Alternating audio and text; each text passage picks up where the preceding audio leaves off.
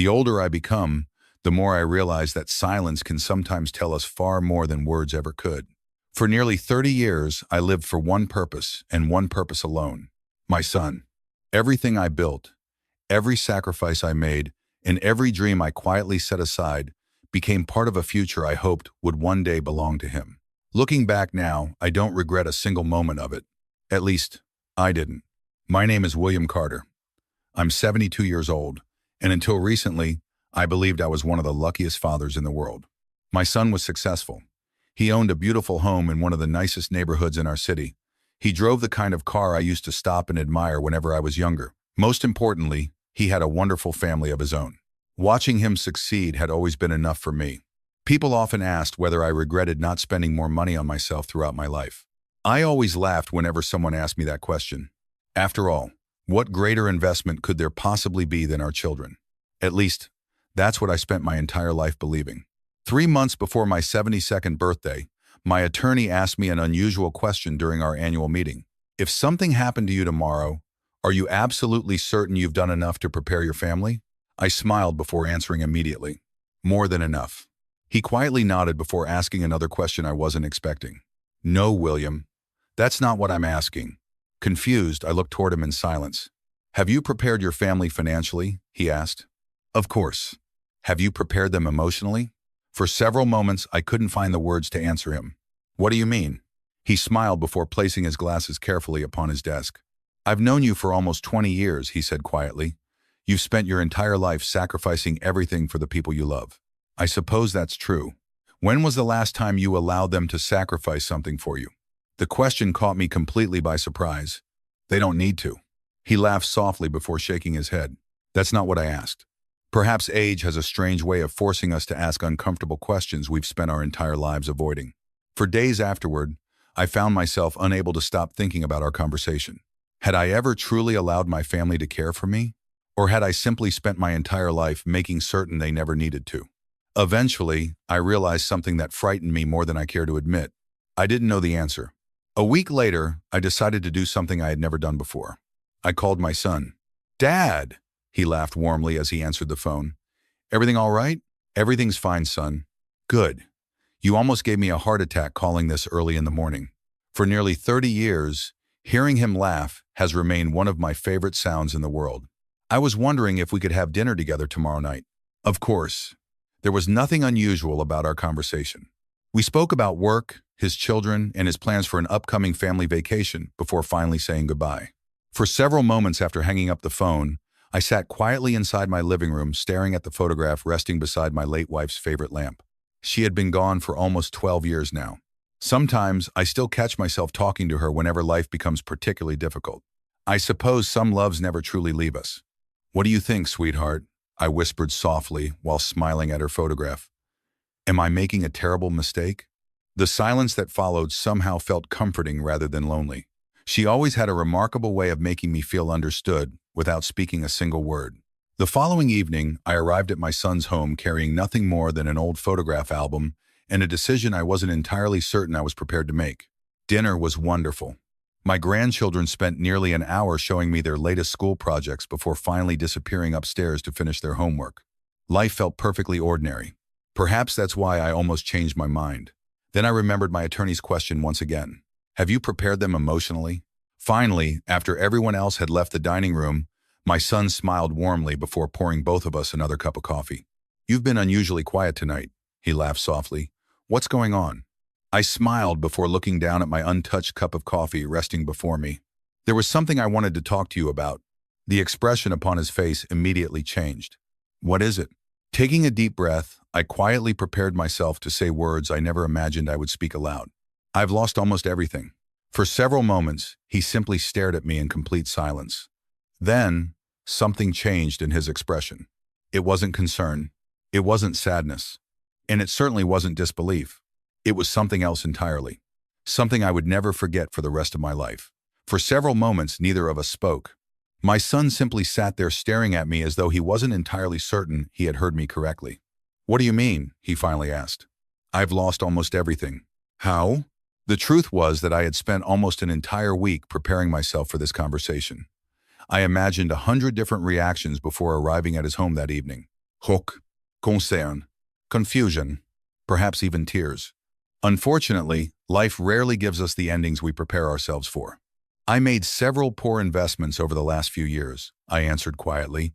Most of my retirement savings are gone. His expression immediately became difficult to read. How much? Almost all of it. For the first time that evening, I noticed him slowly leaning back in his chair. There was something different about his eyes now. Something colder. I thought you always told me to avoid risky investments. I did. So why didn't you listen to your own advice? The question surprised me more than I expected. I'm only human, son. He quietly nodded before taking another sip of his coffee. What about your house? I'll probably have to sell it. The lake house too? Yes. For several moments, the only sound filling the room came from the grandfather clock hanging quietly upon the living room wall. Tick, tick, tick. It's strange how loudly silence can speak whenever our hearts are breaking. You'll be all right, Dad, he finally said politely. I hope so. There was another uncomfortable silence before I quietly continued. The truth is, I may need a little help for a while. Those words were perhaps the most difficult part of our conversation. I have spent my entire life helping others. Asking for help has never come naturally to me. What kind of help? He asked cautiously. Oh, nothing extravagant, I answered with a soft smile. Perhaps somewhere to stay temporarily while I figure things out. The moment those words left my mouth, I saw something change within his expression once again. He wasn't hiding it particularly well anymore. He was uncomfortable. Dad, it's only temporary. You know, we don't really have much extra space. I couldn't help but smile softly at his answer. My son lived inside a 6-bedroom home worth more money than I made during my first 20 years of working. Still, I quietly nodded. I understand. No, I don't think you do. For the first time that evening, I heard frustration beginning to creep into his voice. We have responsibilities now. The kids are getting older. Things are expensive. I know. You can't simply lose everything at 72 and expect everyone else to fix it. Those words hurt more than I care to admit, not because they were cruel, but because they sounded so reasonable. Perhaps that was what made them so painful. For my entire life, I never once wanted my children to feel responsible for me. That wasn't why I became a father. Still, hearing those words from the little boy I once carried upon my shoulders left a pain within my heart I wasn't entirely prepared for. I'm not asking you to fix anything. Then what are you asking? I smiled quietly before answering honestly. I don't know anymore. He immediately looked away as though somehow feeling guilty for our conversation. Part of me wanted desperately to tell him the truth, to tell him that none of this was real, that I wasn't broke, that I wasn't losing my home, that I had never needed his money at all. Instead, I simply sat there waiting. Perhaps my attorney had been right all along. There are some questions we never truly know how to answer until life forces us to ask them. Then something happened that I will never forget for the rest of my life. My son quietly laughed. At first, I wasn't entirely certain I had heard him correctly. Then he smiled before softly shaking his head. You know something? What? It's strange. What is? For several moments, he simply stared down at his cup of coffee before finally speaking once again. It's almost like life has a sense of humor. Confused, I looked toward him in silence. What do you mean? He smiled again before quietly whispering 2 words that immediately broke my heart. Finally, Dad. For the first time in 72 years of living, I found myself completely speechless. What? I've spent my entire life trying to live up to impossible expectations. His voice was strangely calm now. You always had everything figured out. So, no. Please let me finish. He slowly leaned back within his chair before continuing. You were always stronger than everyone else. I remained silent. You always sacrificed more than everyone else. Again, I remained silent. You were always right. There was anger hiding beneath every word now. And now, you're finally just like everyone else. I couldn't believe what I was hearing. For years, I believed my greatest fear was losing everything I had spent my entire life building. I was wrong. My greatest fear had been sitting across from me all along. I simply didn't recognize it until that moment. My son wasn't disappointed that I had lost everything. He was relieved. Relieved that I had finally become ordinary. Relieved that I could finally fall. Nothing in this world could have prepared me for that realization. I wish I could tell you that I immediately became angry after hearing my son's words that evening. The truth is far more complicated than that. I was hurt, confused, heartbroken, but I wasn't angry. You see, becoming a parent changes us in ways that are difficult to explain to people who have never experienced it themselves. Even when our children disappoint us, part of our hearts continues searching desperately for reasons to understand them. Perhaps that's our greatest strength. Perhaps it's also our greatest weakness. For several moments, neither of us spoke another word. Then my son quietly sighed before speaking once again. "I'm sorry," he finally said. "I know that sounded terrible." "No," I answered honestly. "It sounded honest." He smiled sadly before looking down at the table resting between us. "Do you know what it's like growing up being compared to someone everyone thinks is extraordinary?" The question surprised me. "No," I answered quietly. "I don't. Everyone loved you, Dad." I couldn't help but laugh softly at his words. That's certainly not true. It was true to me. For the first time that evening, I realized our conversation had become about something far more important than money. "You don't understand," he continued quietly. "Every teacher I ever had knew who you were. Every coach talked about your sacrifices. Every birthday speech somehow became another story about what an incredible father you had been." I remained silent, allowing him to continue. "People weren't proud that I was successful. They were proud because I was your son." His words immediately broke my heart all over again. "Do you know what I spent my entire childhood wondering?" he asked softly. "What?" "What would happen if one day you weren't stronger than everyone else?" For 72 years, I believed I understood my son better than anyone else in this world. That evening, I realized there were still parts of his heart I had never truly known. "I spent my entire life trying to become someone worthy of being called your son," he whispered quietly. "You never needed to do that, but I did."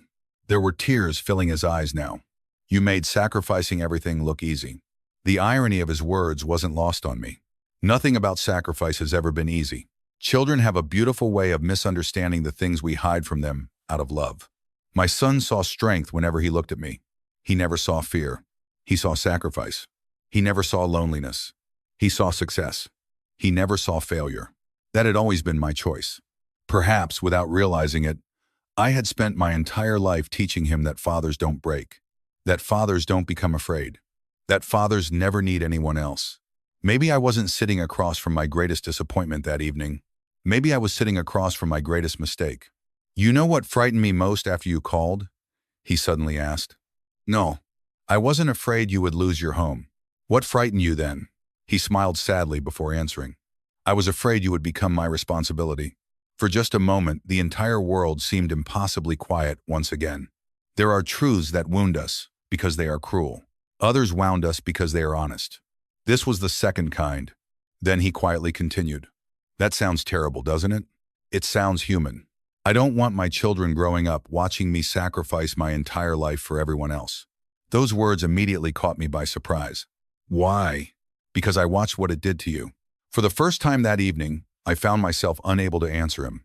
"You missed so much because you spent your entire life giving things away." He smiled sadly before continuing. "You don't even realize how many times you've chosen everyone else over yourself." The truth is, I never considered any of those choices sacrifices. They were simply love. Still, I couldn't help but wonder whether he was right. Had I spent so many years teaching my family to depend upon my sacrifices that they no longer knew how to love me any other way? Perhaps my attorney had seen something I failed to recognize all along. This was never going to become a test of money. It was always going to become a test of love. That evening, I quietly stood to my feet before placing my hand gently upon my son's shoulder. "You've carried this inside your heart for a very long time, haven't you?" He slowly nodded. "Almost my entire life." For the first time since arriving at his home, I smiled. Not because I was happy, but because I finally understood something important. This wasn't a story about a selfish son. It was a story about two men who loved each other deeply and had spent decades misunderstanding one another. Before leaving that evening, I quietly embraced him. "I'm sorry," I whispered softly. "For what?" "For teaching you that fathers don't need anyone." The expression upon his face immediately changed.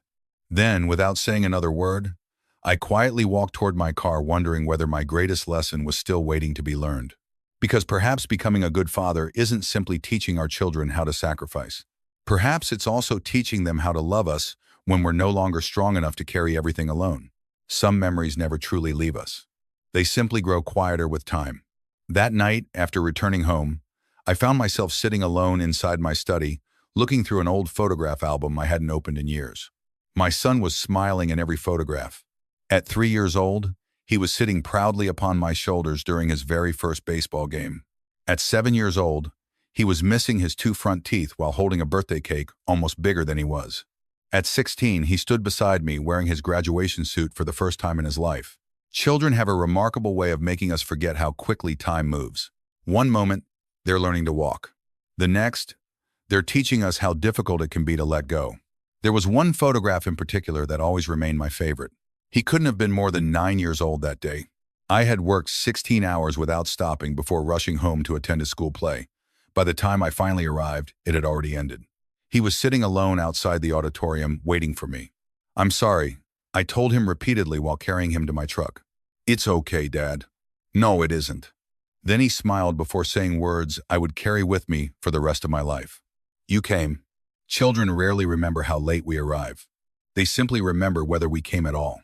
I smiled quietly at the memory before slowly turning the next page inside the album. There was another photograph waiting for me there. This one was taken nearly 25 years ago. It showed the very first home I ever purchased for my family. It wasn't much by today's standards. There were only 2 bedrooms, a tiny kitchen, and a backyard barely large enough for a swing set. To me, it was the most beautiful home in the world. Unfortunately, life has always demanded difficult choices from all of us.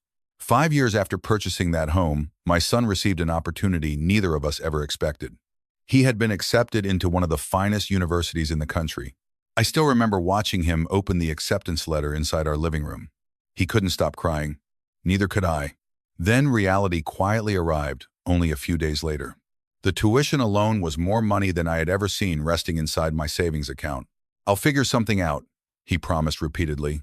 "No," I answered immediately. "We'll figure something out." For 3 months, I worked every extra hour available to me. Unfortunately, it wasn't enough. One evening, my wife quietly sat beside me, holding several documents in her hands. "What are those?" I asked. The answer, confused, I looked down at the papers resting before me. They were the documents for selling our home. "No, we don't have another choice. There has to be another way." "There isn't." She smiled softly before taking my hand in hers. "William, it's only a house." "No." "What?" "It's our home." She laughed quietly before kissing my forehead. "No," she whispered lovingly. "It's where the people we love live." Even after all these years, I still believe she was the wisest person I have ever known. 6 months later, we sold our home. My son never knew why we moved into something considerably smaller before he left for college. He believed I simply wanted less responsibility as I grew older. The truth was far less complicated than that.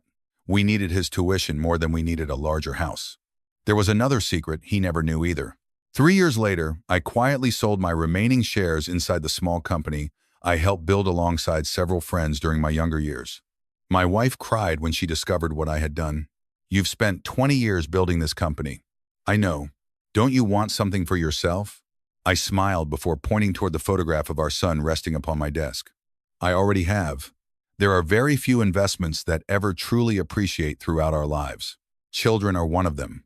Watching my son become successful has always felt like receiving 1,000 blessings in return for every sacrifice I ever made. Perhaps that's why hearing his words earlier that evening never made me hate him. Because fathers don't stop loving their children simply because they're disappointed. If anything, disappointment usually teaches us how much we love them in the first place.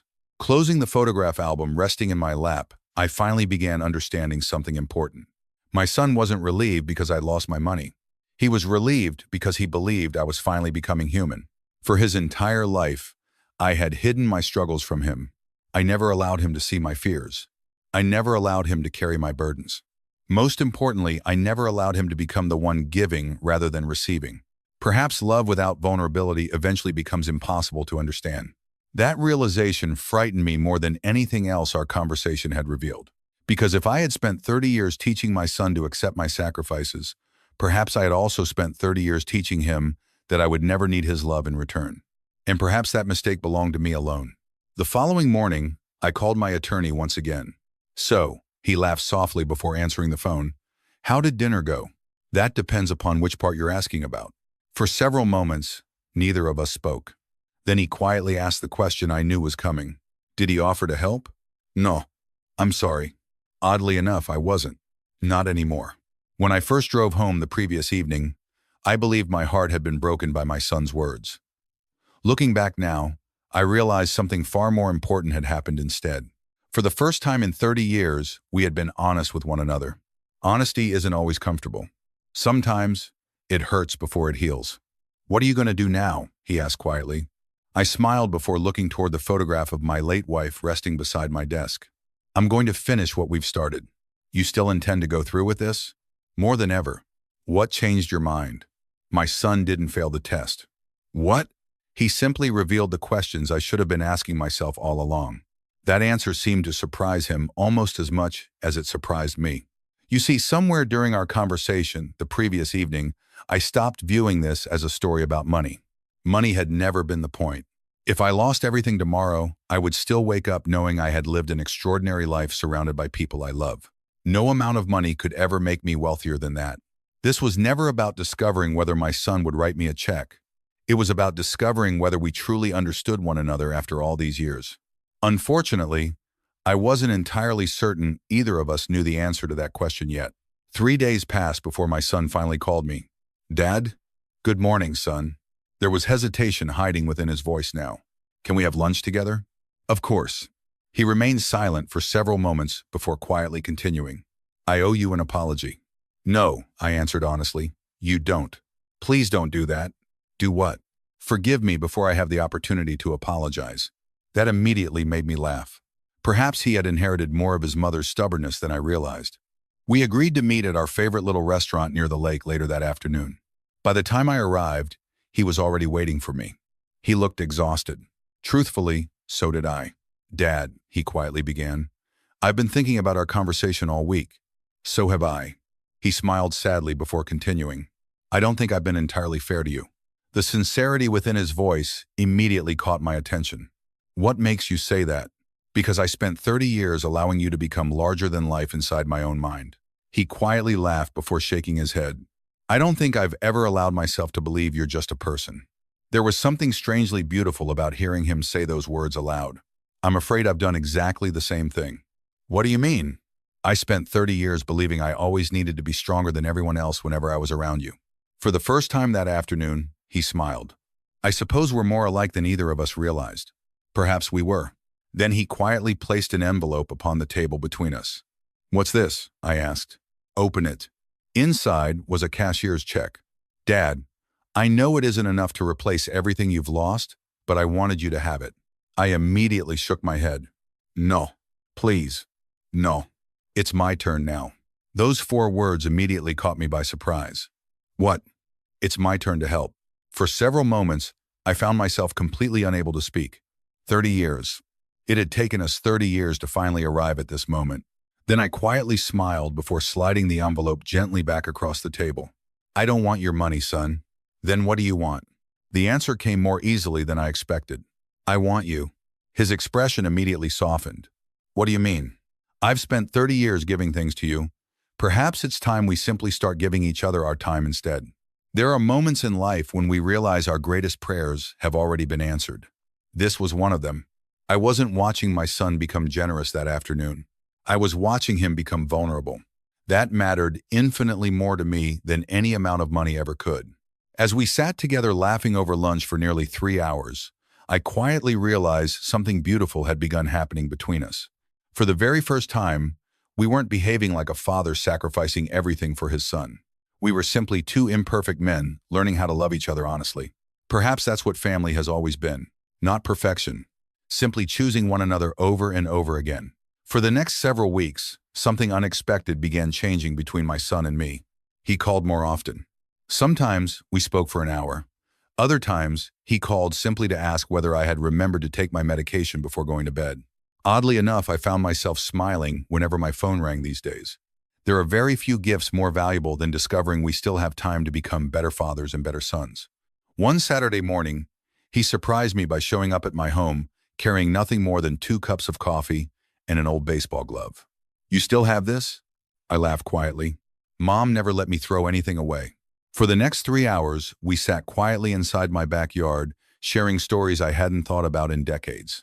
For the first time in many years, our conversations weren't about responsibilities or expectations. They were simply about us. Then, quite unexpectedly, he asked me a question I wasn't prepared to answer. "Dad?" "Yes?" "How much money do you actually have left?" The question immediately caught me by surprise. I thought we agreed that wasn't important anymore. It isn't, he smiled softly. I'm just worried about you. There was something strangely comforting about hearing those words come from him. The little boy I once carried upon my shoulders had somehow become a man worried about his aging father. Life has always possessed a beautiful sense of irony. I'm doing all right, I answered honestly. That's not what I asked. He laughed quietly before continuing. Have you sold the lake house yet? No. What about your investments? Not yet. For several moments, I remained silent. Then he smiled before asking another question. You're not telling me everything, are you? The truth was that he was right. I wasn't. There remained one final secret I had been protecting from everyone I loved. It wasn't a painful secret, nor was it one born from shame or regret. It was simply a promise. 27 years earlier, after selling our family home to pay for my son's education, I quietly made another decision. Every single year afterward, I continued setting money aside for only one purpose: my family. I never stopped investing. I never stopped saving. Most importantly, I never stopped preparing for the day my family might need me once again. You see, there was one thing my son never truly understood about me. Money has never represented security in my eyes. Family always has. By the time I turned 70, I had accumulated more than enough money to spend the remainder of my life traveling the world in comfort. Instead, I quietly established a family trust. No one knew about it except my attorney and me. Not my daughter, not my grandchildren, and certainly not my son. The purpose of that trust had never been to make my family wealthy. It existed for something infinitely more important than that: protection. If one of my grandchildren ever became seriously ill, they would never need to worry about money. If my daughter lost her home tomorrow, she would never spend a single night wondering where she would sleep. If my son ever found himself rebuilding his life from nothing, I wanted him to know he would never need to walk through that storm alone. I suppose becoming a father changes the way we think about tomorrow forever. We stop planning our futures and quietly begin planning theirs instead. 3 days later, my attorney unexpectedly called me. William, we need to talk. There was something unusual hiding within his voice. What happened? Your son came to my office this morning. That immediately caught me by surprise. What? He asked me a great many questions. What kind of questions? He wanted to know whether there was anything he didn't know about your financial situation. I couldn't help but laugh softly at his answer. And what did you tell him? The truth. My heart immediately sank. What truth? That I wasn't allowed to tell him anything. For several moments, neither of us spoke. Then he quietly asked a question that would remain with me long afterward. Do you trust him? With my life. Then why don't you trust him with the truth? That question somehow frightened me more than any other he had asked over the last several months. The truth was painfully simple. Because I had spent my entire life protecting my family from burdens that belonged to me alone. Some habits become difficult to surrender, even after decades have passed. I suppose I don't know how, I finally admitted. He laughed softly before answering. William, your family doesn't need another guardian. What do they need? They need you. Those 4 words remained with me long after our conversation ended. For 72 years, I believed my greatest responsibility was protecting the people I love. Perhaps I had been wrong all along. Perhaps my greatest responsibility was allowing them the opportunity to love me in return. That realization changed something deep within my heart. For the very first time, I found myself wondering whether keeping my final secret protected anyone at all, or whether it simply protected me from becoming vulnerable once again. Before going to sleep that evening, I quietly removed an old folder from the very back of my study desk.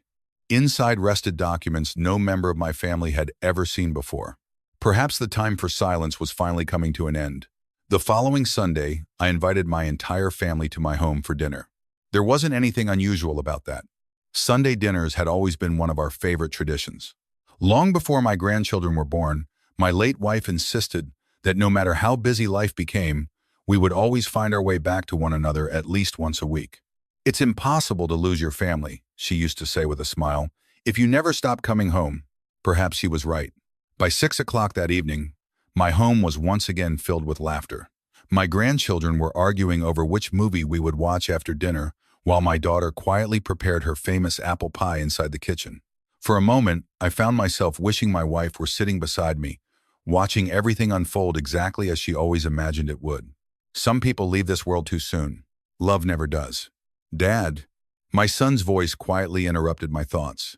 You've been smiling all evening. Have I? You always smile like that whenever you're thinking about Mom. I laughed softly before nodding my head. I suppose I do. After dinner ended and my grandchildren disappeared upstairs, I quietly asked everyone to remain seated for a few more minutes. Immediately, I noticed my daughter's expression change. Dad, she laughed nervously, whenever you say that, someone usually ends up crying. That immediately made all of us laugh. Hopefully not tonight. Slowly, I stood to my feet before retrieving the old folder resting quietly upon my desk. What's that? My son asked curiously. The final thing I should have shared with all of you many years ago. For several moments, no one spoke another word. I carefully placed the folder upon the dining room table before quietly taking my seat once again. There has always been one thing I've never told any of you. You aren't secretly married again, are you? My daughter joked. No, I laughed. I'm afraid I'm not nearly interesting enough for that. They smiled warmly before returning their attention toward me. You've all spent your entire lives believing that I sacrificed too much for this family. My son immediately lowered his eyes toward the table. Dad, please let me finish. He quietly nodded. The truth is, you've all been wrong. That answer seemed to surprise everyone sitting before me. What do you mean? My daughter asked softly. I've never sacrificed anything. Silence immediately filled the room once again. You sold your home for me, my son quietly protested. Yes. You spent your entire life putting everyone else first. Yes. You gave us everything. Again, I smiled softly before answering. Yes. Then how is that not sacrifice? The answer came more easily than I expected. Because sacrifice means losing something valuable.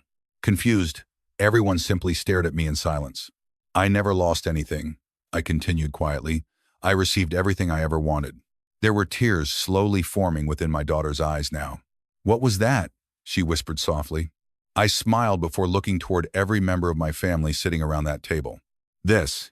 For several moments, no one spoke another word. You have become everything your mother and I ever prayed you would become, I continued quietly. I've spent 72 years living a life more beautiful than I ever deserved. Looking toward my grandchildren laughing upstairs, I couldn't help but smile once again. I've never considered any of my choices sacrifices, because I would make every single one of them all over again tomorrow. Then, slowly opening the folder resting before me, I revealed the final secret I had protected for so many years. What is this? My daughter asked quietly. A family trust. No one seemed to understand what they were looking at. This trust belongs to every member of our family, I explained quietly. When did you create this? My son asked in complete disbelief. Almost 20 years ago. What?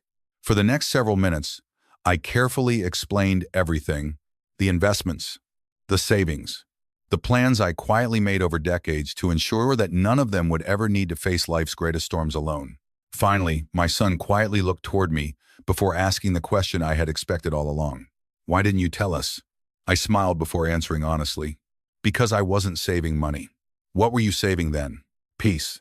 No one sitting at that table was capable of speaking for several moments. If life ever becomes difficult for any of you, I continued quietly, I never wanted money to become one more thing keeping you awake at night.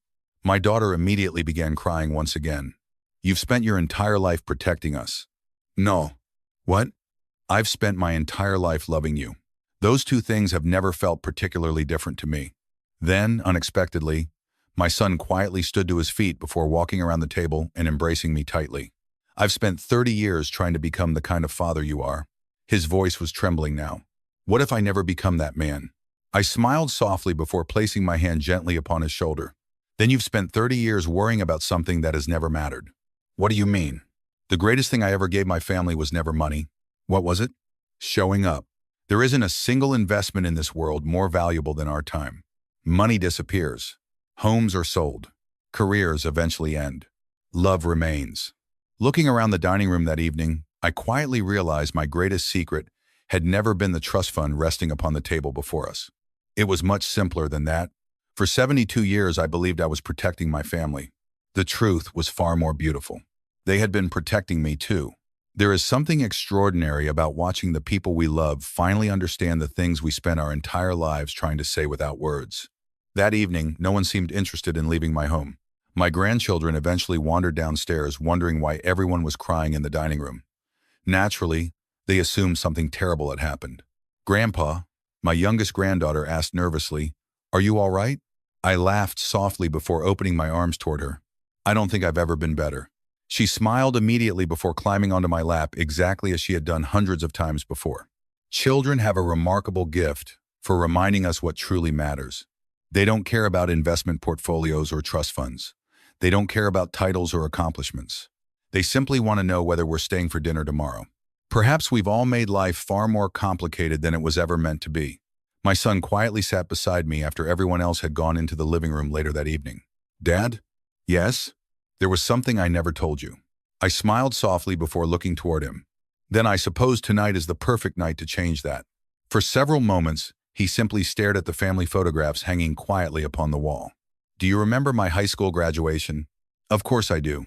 It was one of the happiest days of my life. It was one of mine, too. He smiled sadly before continuing. Do you know what I remember most about that day? The ceremony? He quietly shook his head. No. The party afterward? Again, he smiled before shaking his head. What do you remember then? The way you looked at me. For several moments, I found myself unable to answer. What do you mean? He laughed softly before lowering his eyes toward the floor. I've spent 30 years trying to become the person I thought you saw that day. There was something heartbreaking and beautiful about hearing those words spoken aloud. You've never needed to do that. I know that now. He smiled before continuing. When I was younger, I thought you loved me because of the things I accomplished. What? No matter how successful I became, I always felt like I needed to become a little better before I could deserve how proud you seemed whenever you looked at me. I suddenly realized we had both spent decades misunderstanding exactly the same thing. He believed he needed to earn my love. I believed I needed to earn his happiness. Neither of us had ever been right. Love has never been something we earn. It has always been something we freely give. Then, for the first time in his entire life, my son began crying in front of me. I'm so tired, Dad. There was so much pain hiding within those 4 simple words. Tired of what? Tired of trying to become someone extraordinary. I quietly smiled before placing my hand upon his shoulder once again. Then stop. What? Stop. For several moments, he simply stared at me in confusion. You don't need to become extraordinary, son. I don't? No. He smiled sadly before asking the question I knew had been waiting quietly inside his heart for decades. Then what do I need to become? The answer came more easily than any other answer I've ever given. Happy. Nothing more. Nothing less. I've discovered something beautiful about becoming older. Eventually, we stop caring whether the people we love become successful enough to impress the world. We simply pray they become happy enough to smile whenever they look back upon their lives. Everything else has always felt secondary to me. 3 weeks later, my son surprised me once again. He called early one Saturday morning, asking whether I could meet him somewhere special. When I arrived, I found him standing quietly in front of a small house, only 15 minutes from my own. What are we doing here? I asked curiously. He smiled before handing me a set of keys. I bought it yesterday. What? It's yours. Immediately, I laughed before placing the keys back into his hand. No. He laughed softly before shaking his head. You haven't even heard me finish. What am I missing? It's next door to us. For several moments, I simply stood there staring at him in complete disbelief. What? You've spent 72 years making certain none of us ever had to face life alone. He smiled warmly before continuing. I thought perhaps it's finally our turn. There are moments in life so beautiful that words simply fail us entirely. This was one of mine. No, I whispered softly. It's too much. He smiled before wrapping his arms around me. No, Dad, it's home. Suddenly, I found myself remembering my wife's words from so many years earlier. Is greater than. It's not a house. It's where the people we love live. After all these years, she was right once again. I quietly realized that my son had never failed my test. Because there was never a test at all. There was only time. Time for both of us to learn how to become father and son once again. Moving into the little house beside my son's home became one of the happiest experiences of my life. Strangely enough, it had nothing to do with the house itself. It was because I never spent a single day feeling alone again. Every morning, one of my grandchildren would appear at my front door before school, asking whether I had remembered to eat breakfast. Every Sunday afternoon somehow became a competition to determine which member of our family would convince me to join them for dinner first. Life has a beautiful sense of humor sometimes.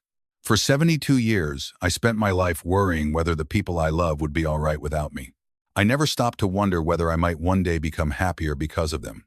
There is a difference between being needed and being loved. For most of my life, I quietly accepted the first while never realizing how much I needed the second. One afternoon of fate's fate, several months after moving into my new home, I found myself sitting quietly upon my front porch watching my grandchildren play in the yard. My daughter sat beside me holding 2 cups of coffee while smiling softly. "You look happy," she said quietly. "I am." "No," she laughed softly before shaking her head. "You're happier than that." Perhaps she was right. There was a peace resting quietly within my heart these days that I couldn't remember feeling for a very long time. "Dad?" "Yes? Can I ask you something?" "Of course." "Do you regret waiting so long to let us become part of your life again?" The question surprised me. "I've always considered all of you part of my life." She smiled before gently taking my hand in hers. "That's not what I meant." For several moments, I remained silent. "You spent your entire life protecting us from your struggles." "Yes." "Why?" The answer was simple. "Because that's what fathers do." She laughed quietly before wiping away the tears beginning to fill her eyes. "No," she whispered softly. "That's what you do." There was something heartbreaking about hearing those words. Children have a remarkable way of turning our strengths into impossible expectations without ever meaning to do so. Perhaps parents do exactly the same thing sometimes. "Can I tell you something Mom used to say whenever you weren't listening?" she asked while smiling mischievously. "Oh, I'm almost afraid to ask." For the first time that afternoon, she laughed loudly enough to startle the birds resting quietly within the trees surrounding us. "She used to say that your greatest weakness was believing you had to carry everyone else's burdens by yourself." That immediately made me laugh. That certainly sounds like her. She also used to say something else. "What was that?" Her smile immediately softened. "She always said she hoped one day someone would love you half as much as you loved everyone else." For several moments, I found myself completely unable to speak. "You know," she continued quietly, "I don't think she realized she had already answered her own prayer." "What do you mean?" My daughter smiled before looking toward my son, teaching his children how to throw a baseball only a few feet away. "Look around you." There wasn't anything extraordinary waiting for me there. My grandchildren were laughing. My son was smiling. My daughter was quietly resting her head upon my shoulder exactly as she had done when she was 6 years old. It looked like an ordinary Sunday afternoon. Perhaps that's what made it so extraordinary. Then I quietly realized something beautiful. For decades, I had spent my life giving love away so freely that I never stopped to ask whether anyone might one day wish to give some back to me. I wasn't sitting in the middle of my family that afternoon because they needed me anymore. I was there because they wanted me there. That realization somehow meant more to me than anything else life had ever given me. Later that evening, my youngest grandson climbed onto my lap before asking me a question children always seem capable of asking at exactly the right moment. "Grandpa?" "Yes?" "When I grow up, do you think I'll become a good dad?" I smiled before kissing the top of his head. "I already know you will." "How?" "Because you're asking the question." He laughed softly before considering my answer for several moments. What makes someone become a good father? For 72 years, I would have answered that question differently. Today, my answer was beautifully simple. A good father isn't someone who sacrifices everything alone, I whispered softly. He's someone who teaches his family that love should always travel both ways. Perhaps that had been my greatest lesson all along. Not learning how to give love freely, learning how to receive it gratefully. Almost 1 year has passed since the night I sat across from my son and told him I had lost everything. Sometimes, I still find myself laughing whenever I think about how frightened I was before walking through his front door that evening. Life rarely unfolds the way we expect it to. Thankfully, it often unfolds far more beautifully instead. People occasionally ask me whether telling my son I was broke was worth the pain that followed. My answer has never changed. Absolutely. Not because it revealed who he truly was, but because it revealed who both of us still needed to become. There is something I have never told anyone before. The night I drove home after hearing my son whisper the word, "finally," I sat alone inside my car for almost an hour before starting the engine. For the very first time in my life, I wondered whether I had somehow failed as a father. Not because my son wasn't willing to help me, but because I realized he had spent 30 years believing my love came with impossible expectations. No parent should ever allow their child to carry that burden. The truth is, we were both wrong about one another. He believed I expected him to become extraordinary.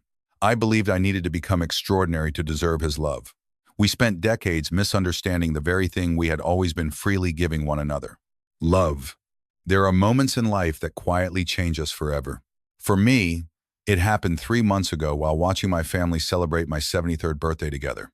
My granddaughter insisted on decorating my living room despite the fact that she has absolutely no talent whatsoever for decorating anything. My grandson accidentally dropped my birthday cake before dinner, and my son somehow managed to burn hamburgers that should have been impossible to ruin. It was perfect. Nothing about that day belonged inside a magazine. Nothing about it would impress strangers. Yet I have never felt wealthier in my entire life. Before dinner, my son quietly handed me a small wooden box wrapped carefully with blue ribbon. "What is this?" I asked, smiling. "Open it." Inside the box rested something so simple that it immediately brought tears to my eyes. There was no expensive watch, no elaborate gift, no handwritten check. Instead, there were 52 small envelopes. Confused, I quietly looked toward him once again. "What are these?" He smiled before taking his seat beside me. "There are 52 weeks in a year." "I know that." He laughed softly before continuing. "Open one." Carefully opening the very first envelope, I found a small handwritten card waiting inside. "Is greater than week 1. Fishing with your son."